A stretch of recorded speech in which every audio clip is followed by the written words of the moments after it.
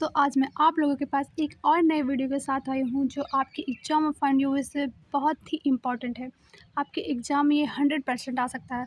तो अगर आप लोग इसे याद करिएगा तो आप लोगों को ही फ़ायदा होगा। तो आइए देखते हैं दंडशास्त्र क्या है, दंडशास्त्र की परिभाषा क्या है तथा आपराधिक न्याय प्रशासन में दंडशास्त्र की भूमिका क्या है, उसका वर्णन कीजिए।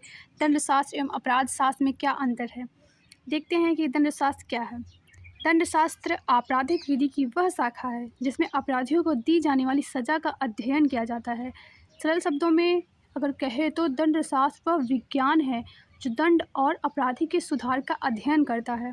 दंडशास्त्र अंग्रेजी की पेनोलॉजी का हिंदी रूपांतर है जिसकी व्युत्पत्ति जर्मन भाषा के शब्द से हुई है तथा फ्रांसीसी लाइबर ने सर्वप्रथम 1834 ईस्वी में इसका प्रयोग किया।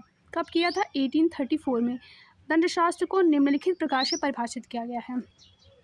अब देखते हैं कि दंडशास्त्र की परिभाषा क्या है। फ्रांसीसी लाइबर के अनुसार दंडशास्त्र अपराध शास्त्र की वह शाखा है जिसका संबंध अपराधी को दंड देने से है। फ्रांसीसी लाइबर कहते हैं दंडशास्त्र अपराध शास्त्र की ही एक शाखा है, यानी कि जो अपराध शास्त्र है दंडशास्त्र उसी की शाखा है जिसका संबंध अपराधी को दंड देने से है।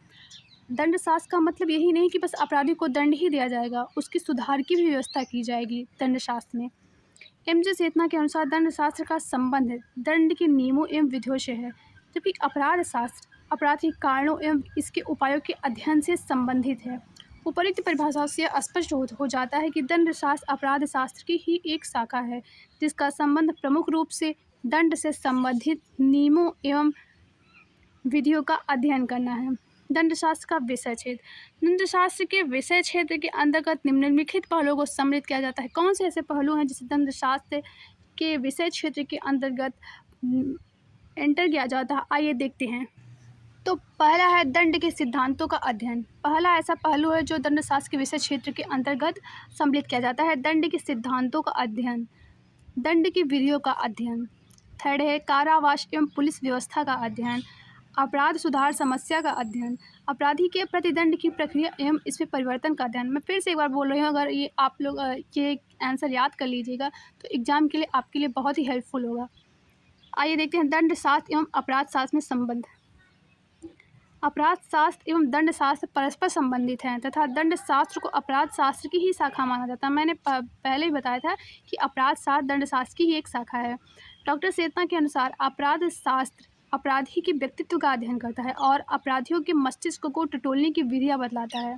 बहुत ही अच्छी लाइन लिखी है डॉक्टर सेतना ने कि अपराध शास्त्र अपराधी के व्यक्तित्व का अध्ययन करता है और अपराधियों के मस्तिष्क को टटोलने की विधियाँ बतलाता है। इस प्रकार से स्पष्ट है कि अपराध शास्त्र आवश्यक रूप से उन समस्याओं का अध्ययन करता है जिन पर दंड शास्त्र अपना ध्यान केंद्रित करता है।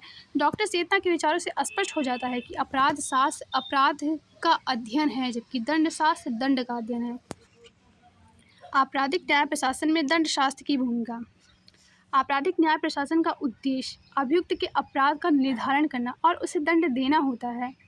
जैसा कि आपने सुना कि आपराधिक जो न्याय प्रशासन होती है उसका एक ही उद्देश्य होता है कि अभियुक्त मतलब कि अपराधी ने कौन सा अपराध किया है उसका दंड देना और कौन सी धारा उस पर लगेगी उसका यह निर्धारण करना होता है। दंड जुर्माने के रूप में भी हो सकता है और शारीरिक एवं मानसिक पीड़ा के रूप में भी हो सकता है।